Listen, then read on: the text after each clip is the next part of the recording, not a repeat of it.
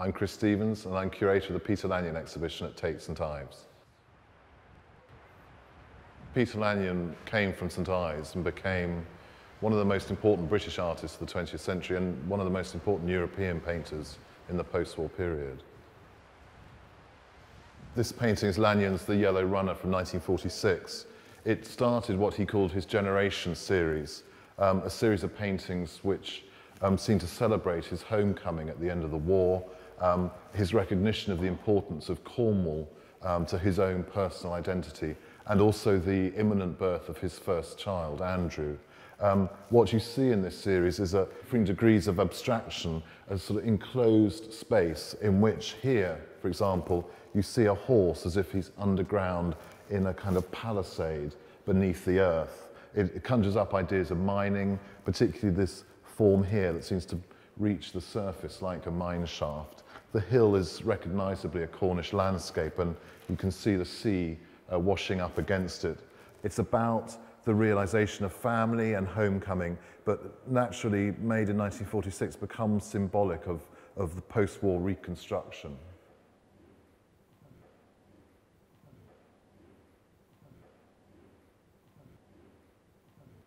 Lanyon saw himself and explicitly associated himself with a landscape tradition, with the tradition of Constable and Turner in British art. But crucially, he didn't paint landscape as seen from a particular place, not as seen as if through a window or through a lens. He wanted to paint landscape both from many points of view, many visual perspectives, but also conceptually from different perspectives. So his painting of St Just, for example, is about the history of that place, about the people of that place, about the exploitation of the miners, about the sense of a landscape as carrying in it the history of its people. He names it after the town of St Just, which is the centre of the tin mining industry in West Cornwall.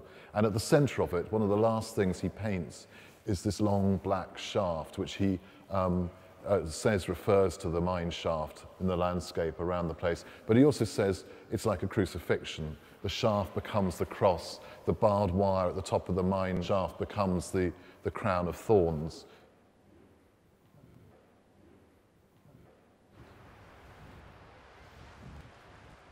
The landscape also attracts him in that he's fascinated particularly by the cliffs. He talks about being drawn to places where solids and fluids meet. And I think there's a great clue to his art there, his fascination with points of conjunction and distinction, sea and cliff, also where two bodies meet. There's often a figure embedded in Lanyon's paintings. And again, his fascination with the phenomenological experience of being in a place, his fragile body being out in extreme weathers and then ultimately gliding, soaring into space like the gulls that he'd watched for many years. It's very much again about that meeting of solid and fluid, his fragile solid body in this great amorphous space. And of course, tragically, that is the cause of his death. Lanyon died in August 1964 as the result of a gliding accident, aged only 46.